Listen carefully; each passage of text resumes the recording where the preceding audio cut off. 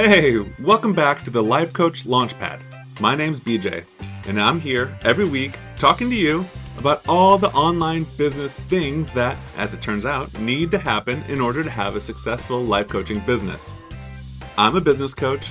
I love to help life coaches make more money, get more clients, have more fun, and to do what they love to do, what they're meant to do, and that's coaching. So, let's dive right in. Have you ever heard of a quitiversary? Well, my 5-year quitiversary is coming up March 14th, Pi Day 3.14.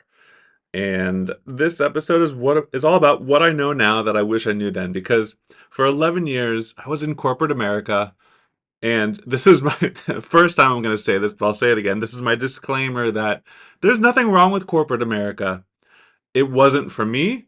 It was a very good job. I was a manufacturing engineer for a big company, and I had a lot of responsibility. I was climbing the ranks. I started out at a decent salary and was climbing the ladder, but it wasn't for me. So every year about this time, I think about how far I've come in the last 5 years, because it took multiple years. I mean, I knew before I quit, that I wasn't in the right place. And I've known for a long time that my passion is to help people start and grow businesses based off of things they're passionate about. But it did take some time for me to connect the dots between being passionate about your work and life coaches. It came together eventually, thankfully, but it did take some time. So there's 2 points that I'm talking about today, and one is going over the 10x rule. This was a book that I read while I was still working, and honestly, it didn't make any sense to me. I thought this guy's a jerk. It's written by Grant Cardone. I thought it's just this real estate guy telling me that everything's going to be really hard. So it almost sounds like you're screwed. Everything's going to be really hard, and just expect that and keep going. But really, I just Googled what the book was about, and there's 2 points. One is set your goals 10x higher than what you believe you can achieve. And number 2 is set your actions to be 10x more than what you think is necessary to achieve your goals. Now, really, all I remembered from the book is that some of the common mistakes that people make, and this is what I remembered, is that it will be 10 times more work than you think to accomplish your goals. And that's why you need to set your goals higher. Or it will take 10 times as long, or you need to work 10 times as hard. There will be adversity. And it's kind of funny that that's what I remember about the book, because that's very true. And it sounds like a bad thing. I mean, especially in business, it sounds like, oh, geez, how many social posts am I going to have to write? How many newsletters am I going to have to write to get all these clients that I want to have? But you can use it to your benefit. You can use it to train your brain. When things don't work out perfectly on the first try, well, it just means that to get the results you want, you just have to put in a little bit more effort.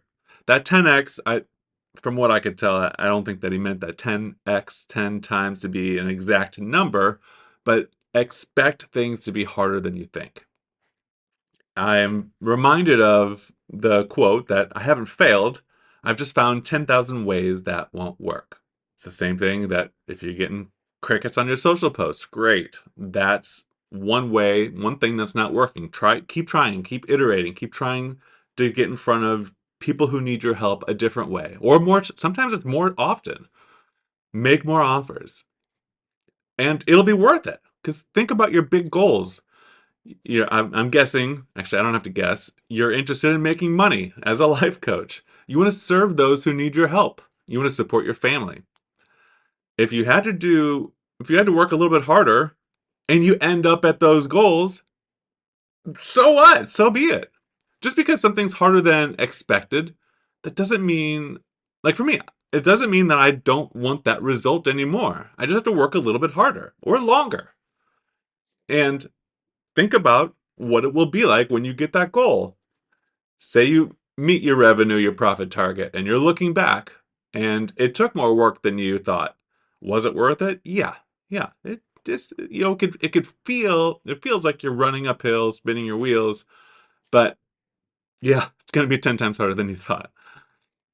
That doesn't mean that I regret the mini projects that I've had along the way. I had a YouTube channel, Process Engineer School. I've had another YouTube channel and blog, This Old Family Home, it's old home remodeling, the house that we're living in that I was doing the work in and blogging and vlogging about it. I've done some travel blogging, all things that are have contributed to the skills that I have. I just didn't know exactly what I wanted to do. I hadn't honed in on what really brings me satisfaction and fulfillment. And if I had never done those things, then I probably still wouldn't know. They all added to my skills. It was worth it. I am the sum of all those parts. Yes, things can be hard. Set your goals high. Know that you can get all the clients that you want.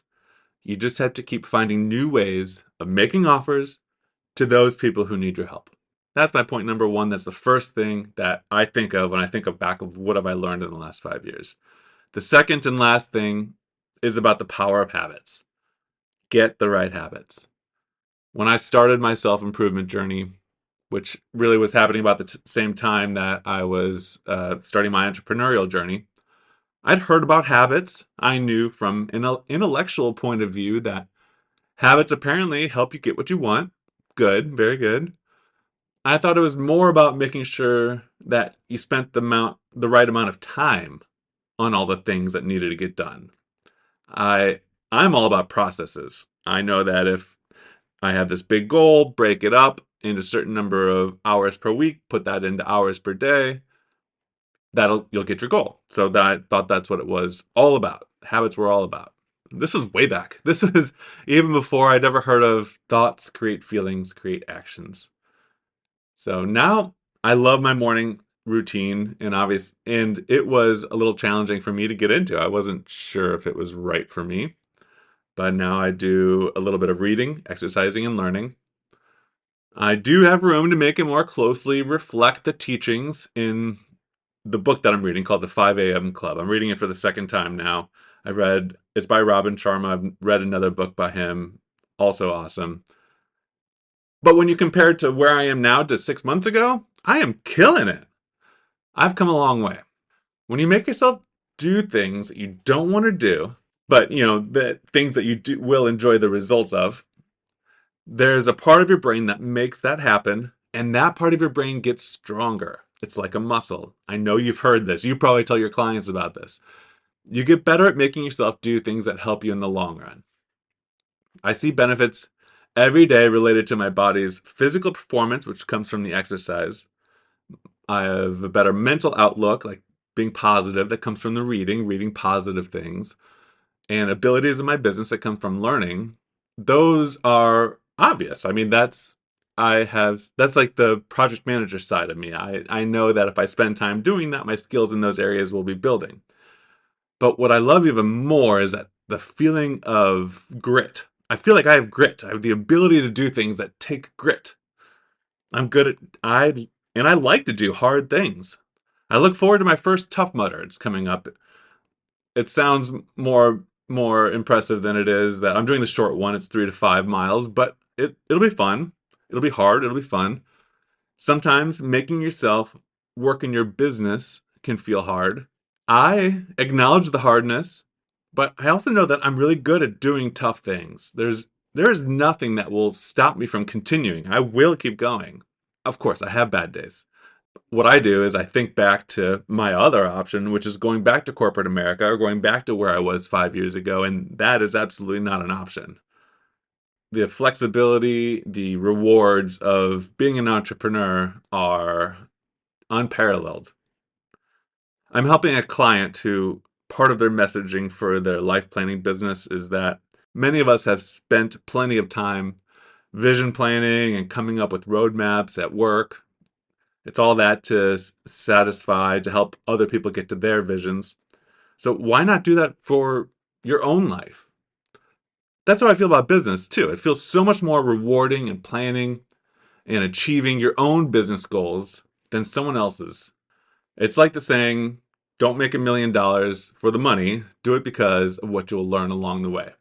Now, I say that that's a saying. I swear I've heard it before, but I Googled that and nothing came up, and Google can almost always get me to what I'm trying to find, and nothing, nothing even remotely came up. But I do believe that, yes, it is great to have earned $1 million, but also what you have to go through to get there changes you for the better. The confidence that comes from being able to make money, especially from doing what you're passionate about, is worth it alone. Of course, we need money to survive, but the feeling of being able to build a business helping people is equally as valuable. That's my point number 2, the power of habits. If you need any help implementing habits, understanding the 10x rule, let me know. I'll talk to you next week.